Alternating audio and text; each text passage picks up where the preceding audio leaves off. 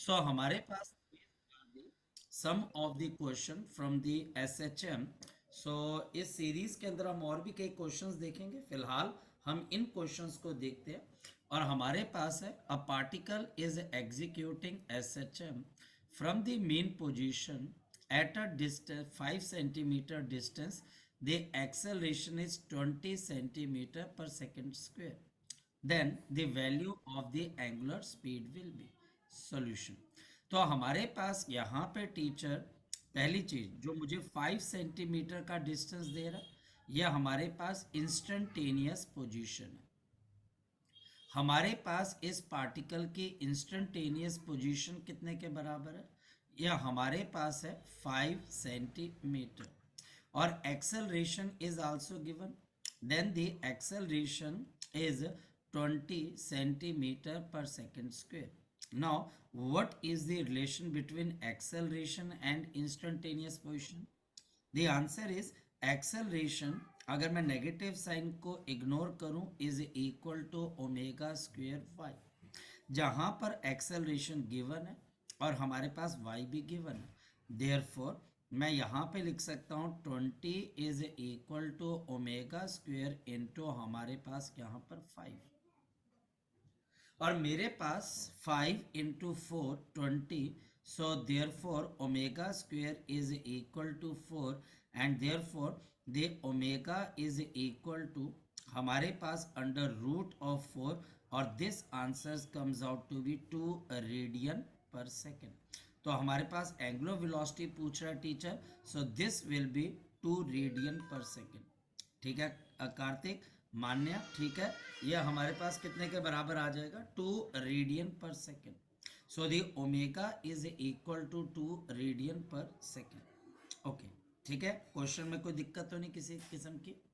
कोई किसी बच्चे को कोई दिक्कत तो नहीं? इसमें से सिंपल फॉर्मूला बेस्ड क्वेश्चन है। सर आपकी आवाज इतनी कम क्यों आ रही है? तो बेटा आवाज कम बच्चे हमारे पास में भी आपके पास नेटवर्क की वजह से आ रही हो, ठीक है। तो थोड़ा ध्यान से सुन मेरी बात को, ठीक है। सलारिया नगर के नेटवर्क थोड़े से वीक होंगे। चल आगे एक जी देखते हैं। पिलानी बननी है।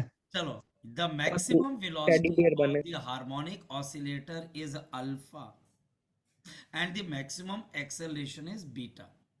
तो मेरे पास यहाँ पर सेकंड आपके पास है the maximum velocity is alpha and the maximum acceleration is beta, then it's time period will be solution.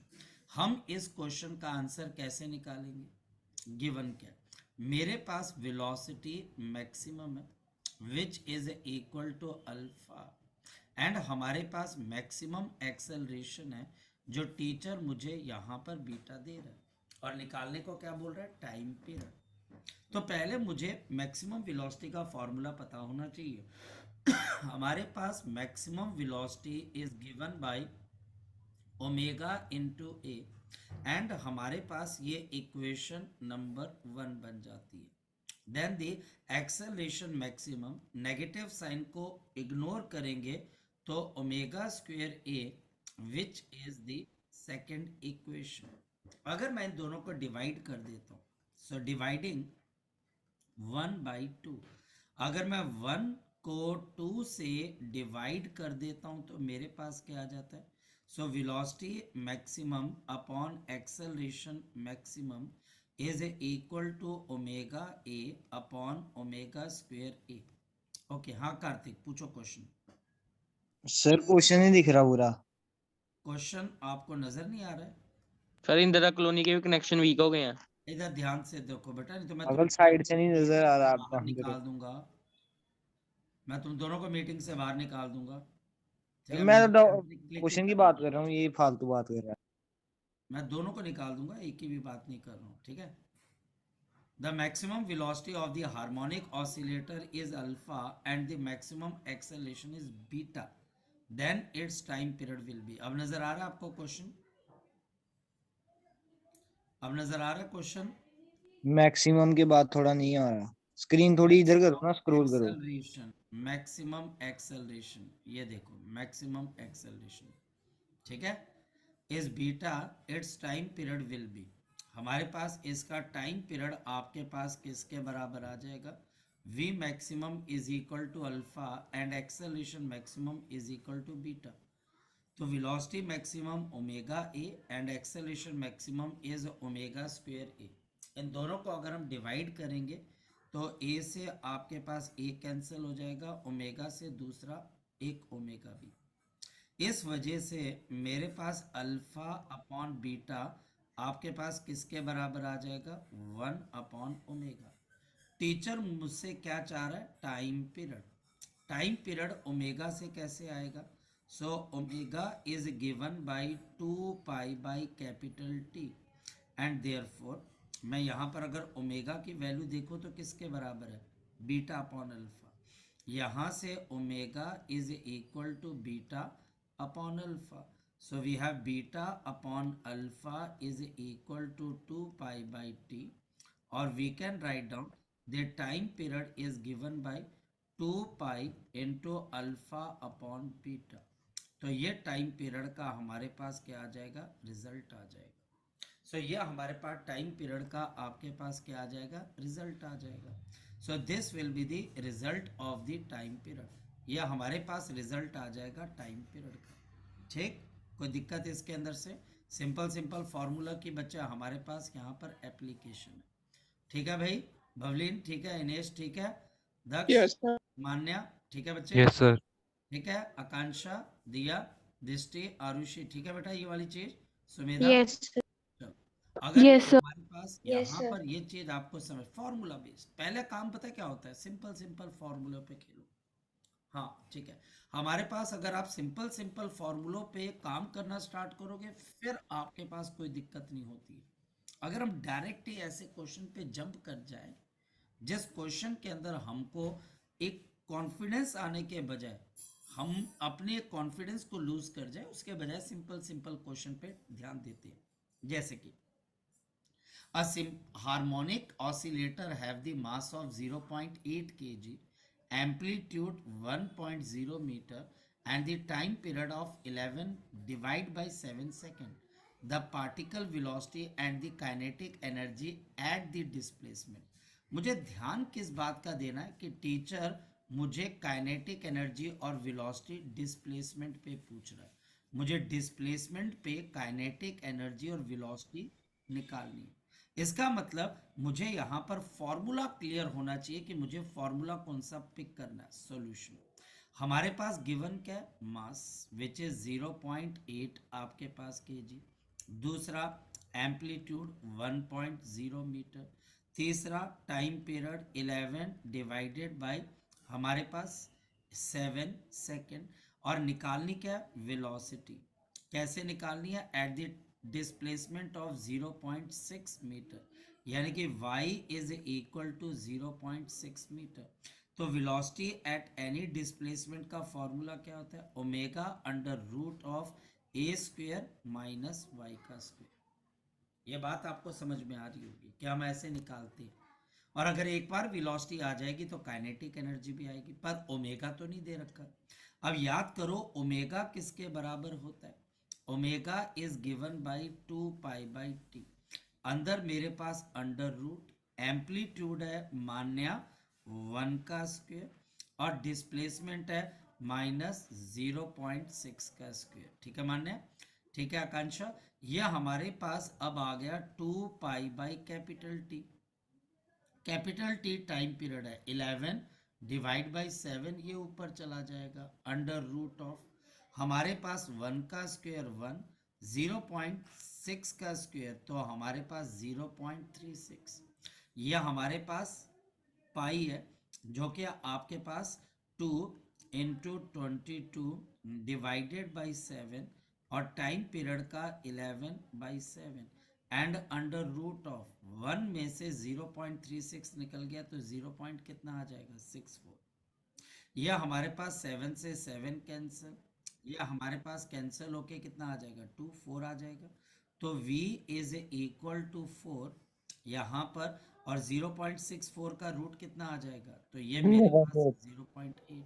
तो स्पीड कितने के बराबर आ गई, 3.2 हमारे पास मीटर पर सेकेंड, क्योंकि डिस्प्लेसमेंट मीटर में।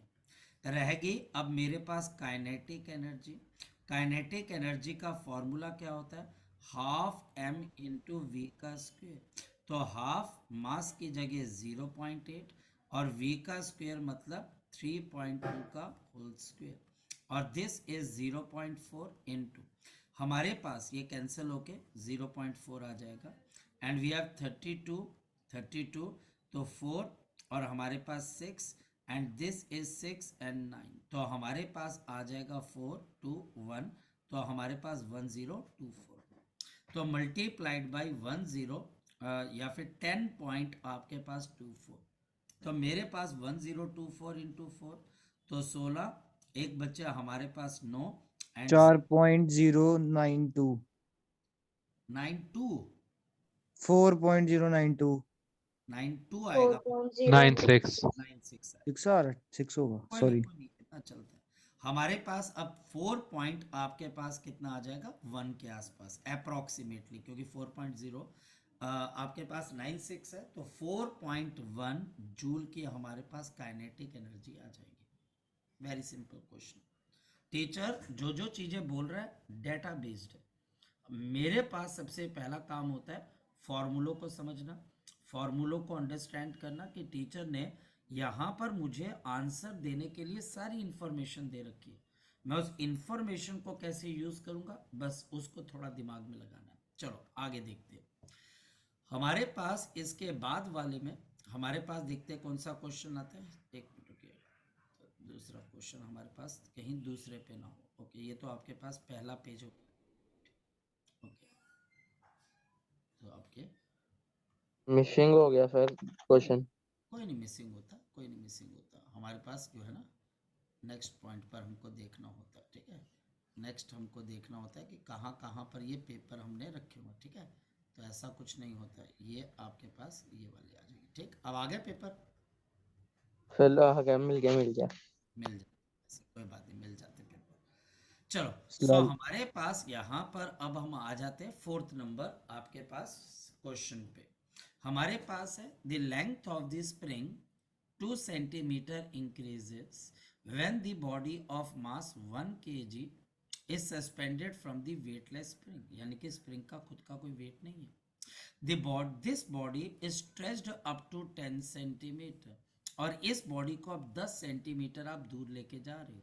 The time period of the vibration of the spring and the kinetic energy of the spring हमारे पास of the oscillation will be, यानी कि मेरे पास यहाँ पर टीचर 2 से 3 चीजें आपको समझाने की कोशिश कर रहा है। सॉल्यूशन ये बोल रहा है कि अगर मेरे पास यहाँ पर एक स्प्रिंग है जिसका कोई मास नहीं है, अगर मैं इस स्प्रिंग को नीचे आपके पास 1 kg के मास को लटका देता हूँ इसके साथ, ये 1 kg का मास है, तो ये स्प्रिंग अपनी पोजीशन से 2 सेंटीमीटर नीचे की तरफ को आ जाता है।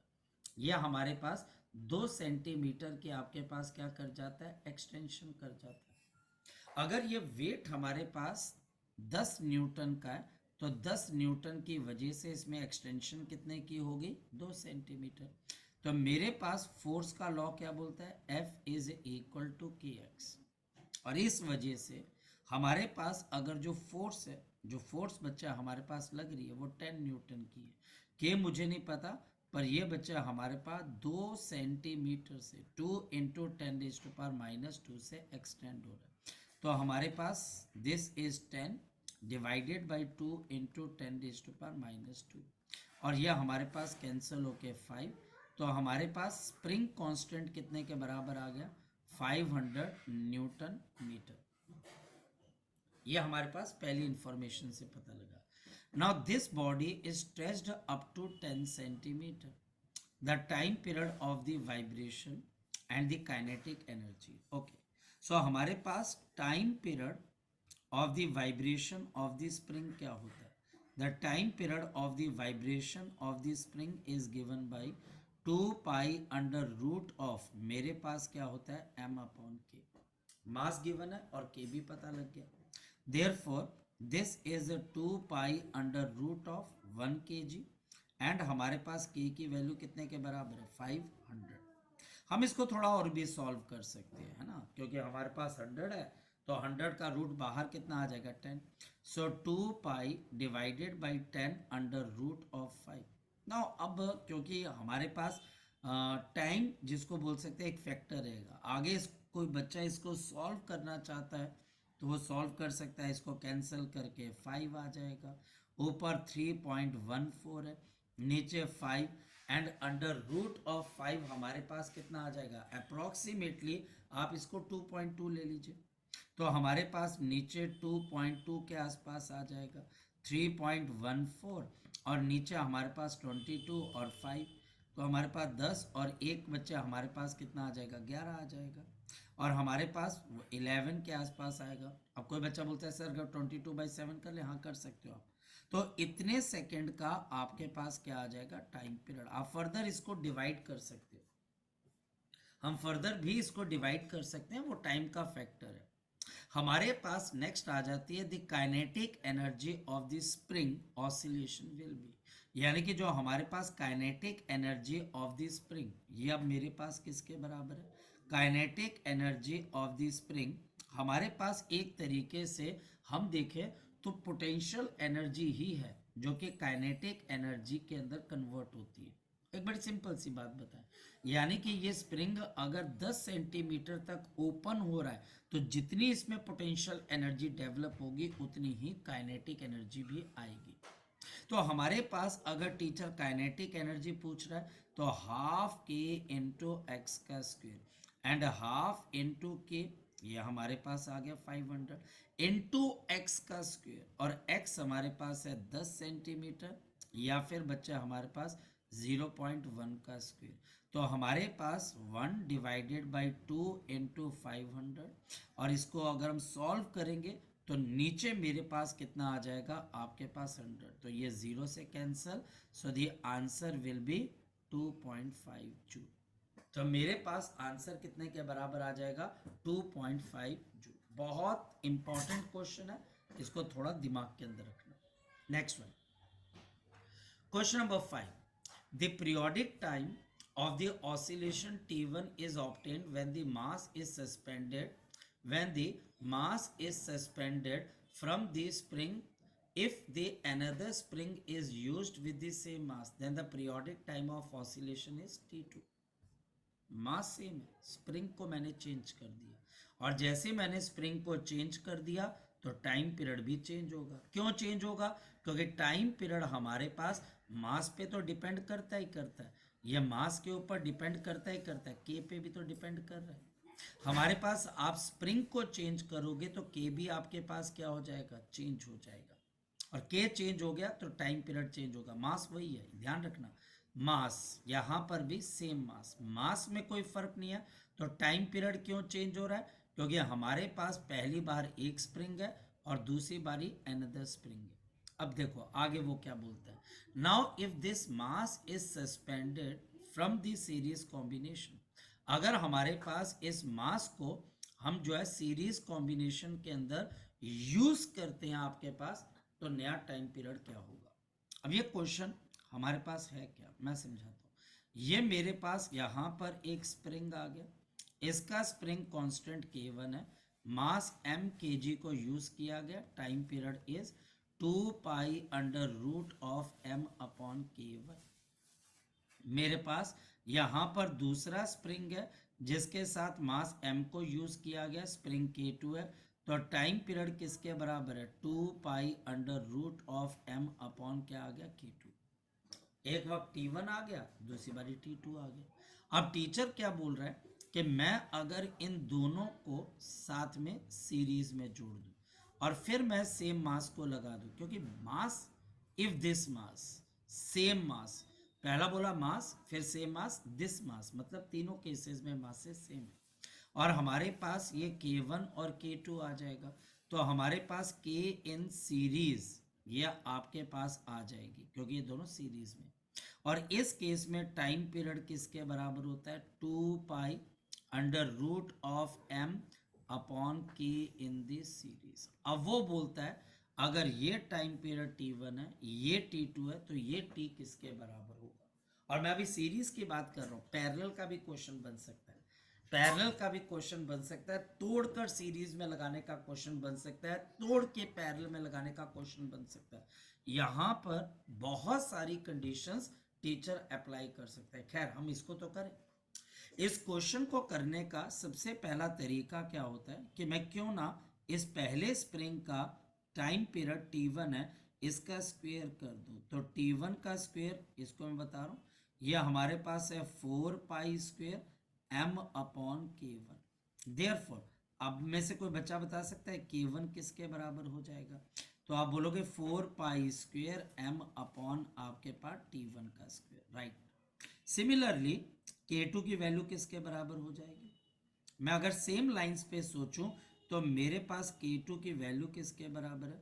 तो 4 पाई स्क्वायर m अपॉन आपके पास क्या आ जाएगा? T2 का स्क्वायर। मेरे पास K1 और K2 की वैल्यू आ गई, क्योंकि मुझे ये K सीरीज के अंदर यूज करनी है। अब ध्यान से फाइंड करते हैं हम। फाइंडिंग आपके पास K सीरीज, इसको निकालने का तरीका हमारे पास क्या होता है?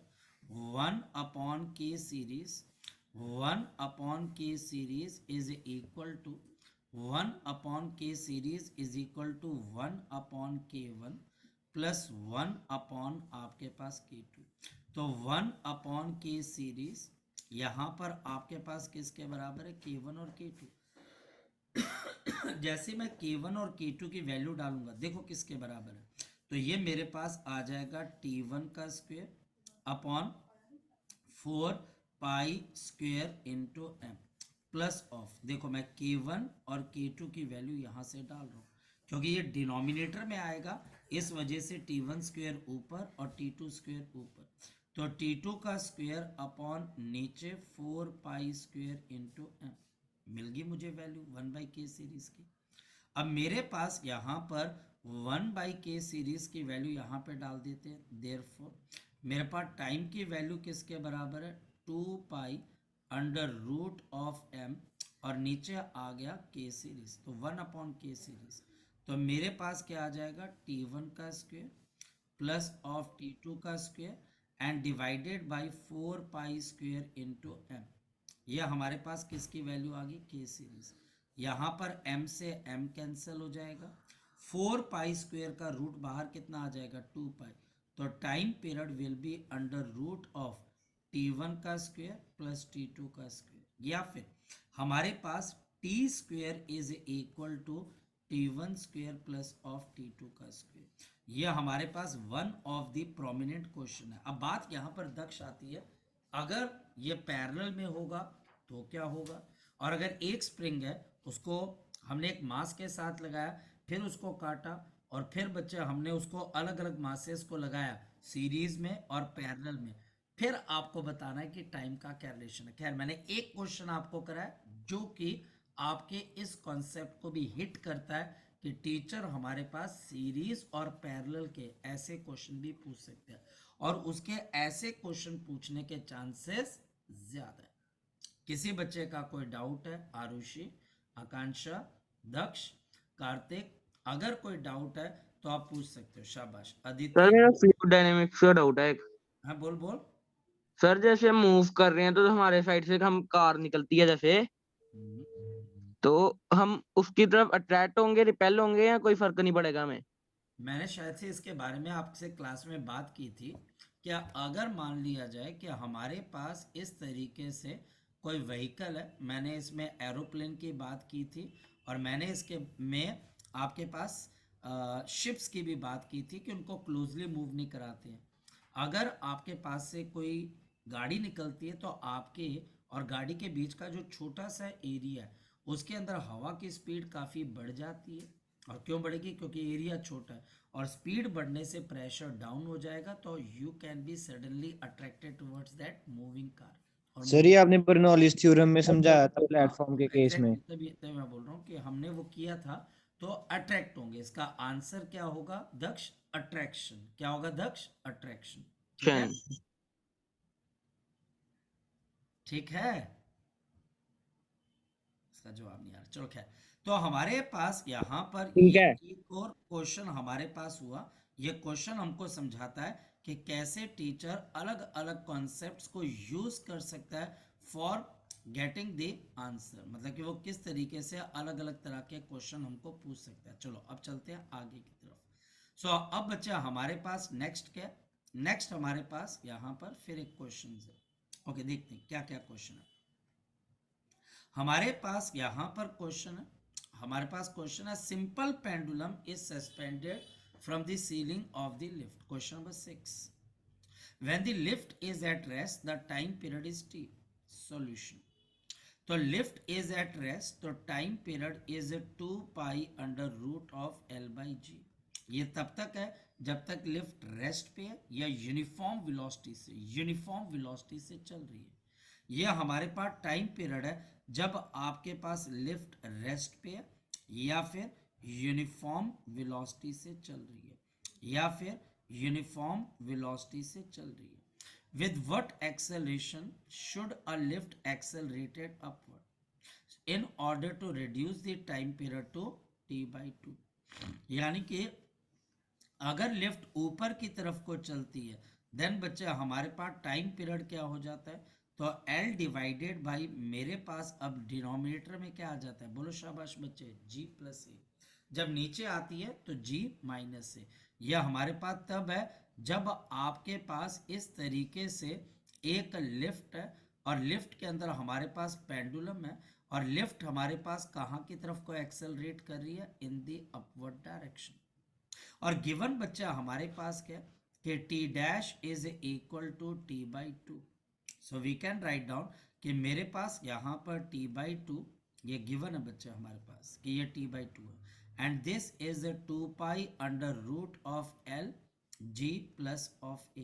टी की वैल्यू डाल देते हैं और we can write down half into T, और टी की वैल्यू हमारे पास किसके बराबर है, 2 pi under root of L by G is equal to 2 pi under root of L and we have G plus of A.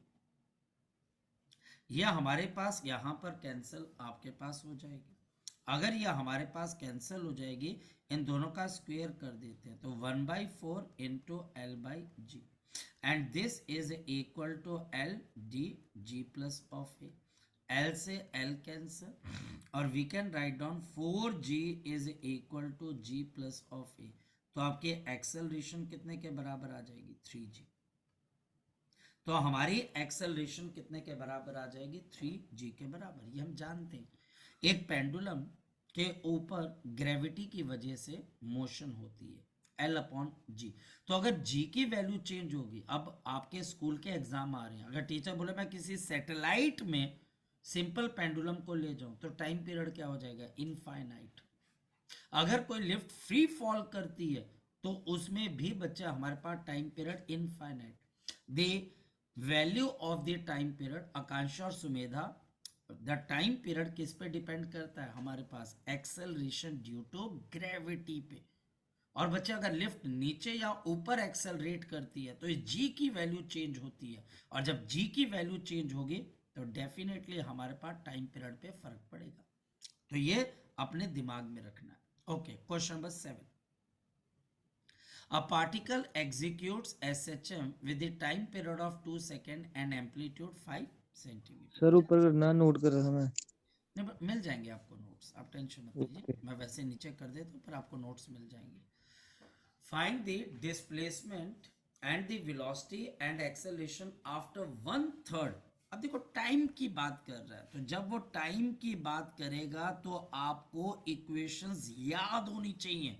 Velocity की क्या equation है हमारे पास, एक्सेलरेशन की क्या इक्वेशन और डिस्प्लेसमेंट की क्या इक्वेशन है। अगर ये इक्वेशन मुझे याद नहीं है फिर मैं थोड़ा सा जो है बच्चे मुश्किल में आ सकता हूँ। गिवन क्या है, मेरे पास टाइम पीरियड है विच इज 2 सेकेंड और मेरे पास एम्पलीट्यूड है विच इज 5 सेंटीमीटर।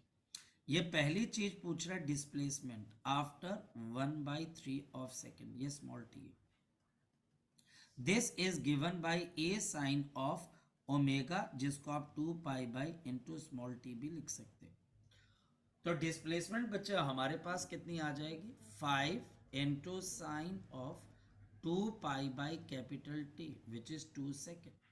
और बच्चा हमारे पास स्मॉल टी कितने के बराबर है, 1/3। अब 2 से 2 cancel, pi by 3। Pi by 3 का मतलब हमारे पास कितना होता है बच्चे? पाई बाई 3 का मतलब हमारे पास यहाँ पर 60 डिग्री होता है। तो साइन ऑफ 60 डिग्री √3/2, तो answer is 5√3/2 centimetre. Next one, velocity. हमारे पास वेलोसिटी का फॉर्मूला इज ओमेगा ए, और हमारे पास कॉस ऑफ ओमेगा टी। भूले तो फिर आपके नंबर नहीं आएंगे। सो 2 pi by small 2 into 5 centimetre into cos of omega T, तो 2 pi by 2 into small T का मतलब 1/3। ये 2 से 2 कैंसिल, ये भी कैंसिल। और मेरे पास now this is 5 pi cos of pi by 3, तो हमारे पास हाफ आ जाएगा। So the answer is 5 pi by 2 हमारे पास मीटर पर सेकेंड। और फिर मेरे पास यहाँ पर कौन सी इक्वेशन आ गई? Third equation, acceleration. एक्सेलरेशन में नेगेटिव साइन हटा दीजिए, कोई बड़ी बात नहीं। हमारे पास now this is omega square A sine of आपके पास ओमेगा टी, तो A sine of omega T तो निकाल लिया ना मैंने। ये देखो ये क्या निकाला है? A sine of omega T, तो सिर्फ ओमेगा स्क्वायर करना है, यानी कि 2 पाई बाई कैपिटल टी का whole square multiplied by 5√3 divided by 2। तो मेरे पास ये 2 आ जाएगा 2 पाई बाई 2 का होल स्क्वायर 5√3/2, 2 से 2 कैंसिल। पाई का स्क्वायर अप्रोक्सीमेटली 10 होता है, तो 10 5√3/2 मल्टीप्लाई भी है डिवाइड बाई 2, ये कैंसिल होकर 5, तो कितनी एक्सेलरेशन है? 25√3 मीटर पर second square, I am sorry centimetre per second, और यहाँ पर भी सेंटीमीटर पर सेकेंड है, और यहाँ पे centimetre per metre square. I am sorry for that, है ना, ये थोड़ा सा साइन का पंगा पड़ गया, एक मिनट। तो this is 5 pi by 2 centimetre per second, और यहाँ पर centimetre per second square. Game किसकी है बच्चे? हमारे पास सिर्फ और सिर्फ फॉर्मूले की। अगर मुझे फॉर्मूला पता है तो मैं क्वेश्चन को लगा सकता हूं। अब चलते हैं 8वें नंबर क्वेश्चन पे। A particle execute the time period of 10 seconds, and capital T is given. The displacement of the particle at any instant is given. X is equal to 10 sin omega t. Find the velocity of the body 2 seconds after it passes the mean position. बात तो वही है बच्चे हमारे पास। And the acceleration of 2 seconds after it passes the mean position. Solution. हमारे पास बड़ा simple सा तो सोल्यूशन है, बड़ा आसानी से। अगर मेरे पास ये x है 10 साइन ऑफ ओमेगा टी, तो आपकी वेलोसिटी क्या होगी? Omega into 10 cos of omega T, बस। और मेरे पास ओमेगा कैसे निकालोगे? 2 pi by capital T. Capital T कितना है मेरे पास? 10 सेकेंड। फिर मेरे पास मल्टीप्लाइड बाई 10 आ गया। कॉस ऑफ 2 पाई बाई हमारे पास कैपिटल टी कितना है? 10 सेकेंड। और स्मॉल टी कितना है? मेरे पास 2, क्योंकि 2 सेकेंड की बात कर रहे हैं। फिर हमारे पास आ गया v is equal to 2 pi by 10 into 10 and cos of, यहां पर मेरे पास 4 पाई बाई आपके पास कितना आ गया? 10। ये मेरे पास आ गया 4 पाई बाई 10। अब देखो इसको कैसे करोगे? तो इसको करेंगे तो 2, और इसको करेंगे तो हमारे पास कितना आ जाएगा? 5। तो हमारे पास 2 पाई बाई 5 यानी 360 डिग्री बाई 5, तो 360 बाई 5, तो ये कितना आ जाएगा? 7, है ना। और हमारे पास बच जाएगा 2, तो कितना आ गया? 72 डिग्री। हमारे पास अब मुझे कॉस ऑफ क्या चाहिए बच्चे? 72 डिग्री। तो देखते हैं इसकी वैल्यू क्या होगी। तो मेरे पास यहाँ पर अगर मैं कॉस ऑफ आपके पास we have to find out the cos of 270 degree, तो हमारे पास यहाँ पर कॉस ऑफ 72 डिग्री मतलब कि आपके पास ये मान के चलो आपके पास 0.5 से थोड़ा बड़ा क्या आपके पास आ जाएगा। चलो उसको भी देख लेते हैं।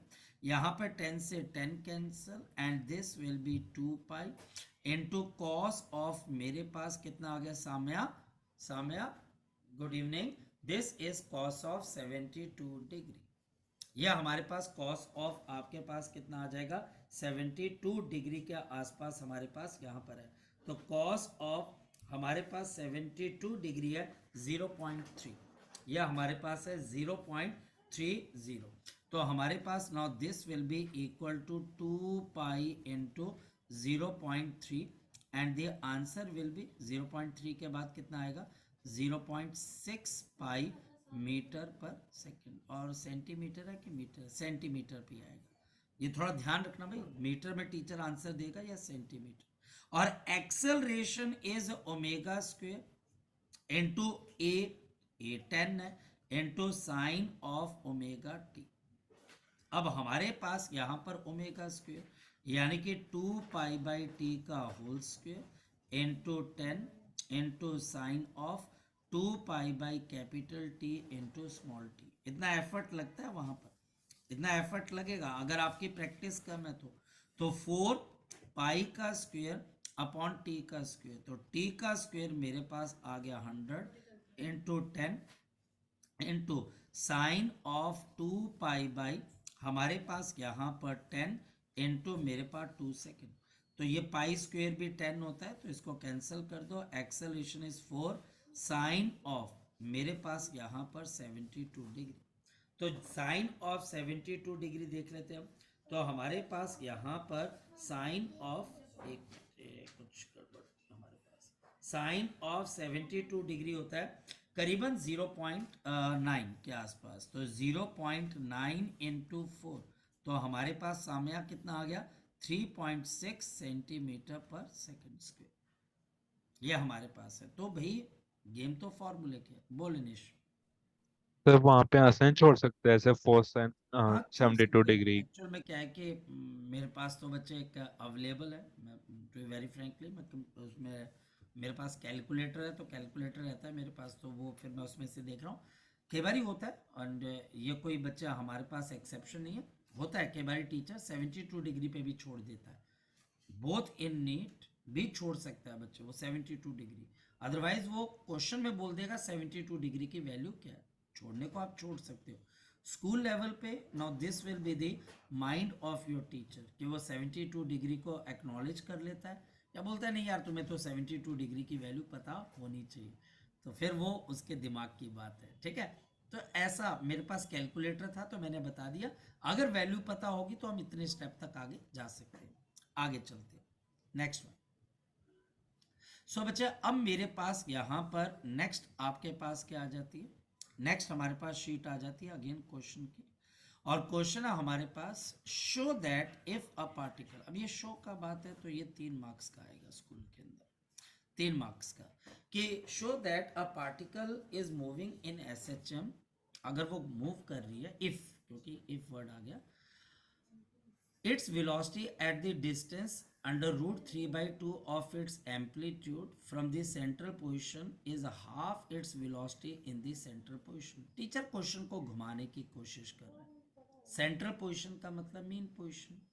हमारे पास अगर देखा जाए तो टीचर किस डिस्प्लेसमेंट की बात कर रहा है, under root of 3/2 of A. हमारे पास from the central position is half the velocity in the central position. The velocity in the central position is maximum and this is equal to omega a.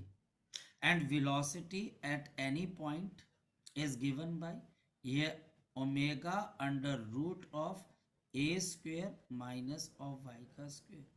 Teacher बोल रहा है जब SHM के particle की displacement इसके बराबर हो जाएगी तो वेलोसिटी सेंट्रल वाली वेलोसिटी की हाफ हो जाएगी। प्रूव कर दो।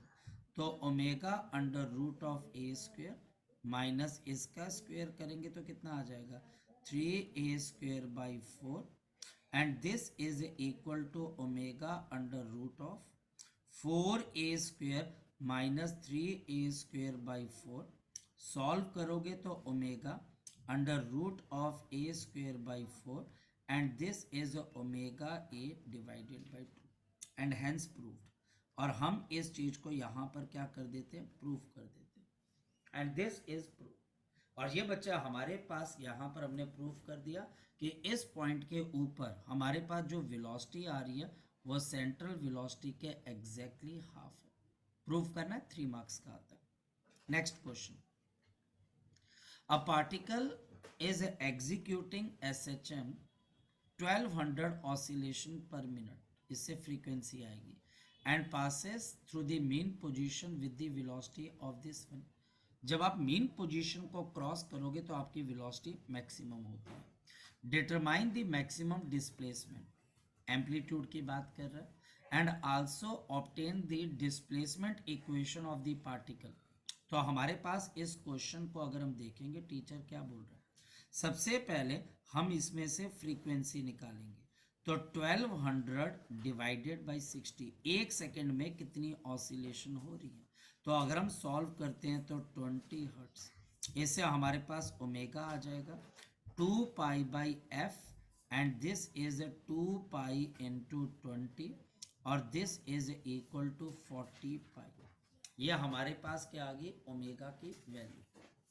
और हमारे पास ये मीन पोजीशन को क्रॉस कर रही है इस वेलोसिटी से, तो हमारे पास velocity maximum is omega A, और this is 40 pi multiplied by, हमारे पास यहाँ पर इनटू ए, मैक्सिमम वेलोसिटी 3.14। तो आपको एक पैटर्न समझ में आ रहा होगा, 3.14 इज इक्वल टू 40 इंटू 3.14 पाई की वैल्यू इंटू ए। तो ये हमारे पास 40 है, सॉरी ये हमारे पास कैंसिल हो जाएगा। द एम्पलीट्यूड इज, जो एम्पलीट्यूड है वो मेरे पास 1/40 ऑफ मीटर आपके पास आ जाएगा। ये आपके पास आ गई पहली चीज जो कि पूछ रहा है, maximum displacement, and also find the displacement equation. Displacement equation is y is equal to a sine of omega t, और y is equal to 1/40 sine of omega, omega 40 pi into टी। यह हमारे पास क्या आ जाएगी, डिस्प्लेसमेंट इक्वेशन। यह हमारे पास इसकी क्या आ जाएगी, डिस्प्लेसमेंट इक्वेशन। तो बड़ी सिंपल सी चीज है, बहुत सिंपल सी चीज है। तो इसको थोड़ा सा रिवाइज करना, अगर कोई दिक्कत आए तो मुझे जरूर बताना। चलिए बच्चे, बाय बाय, टेक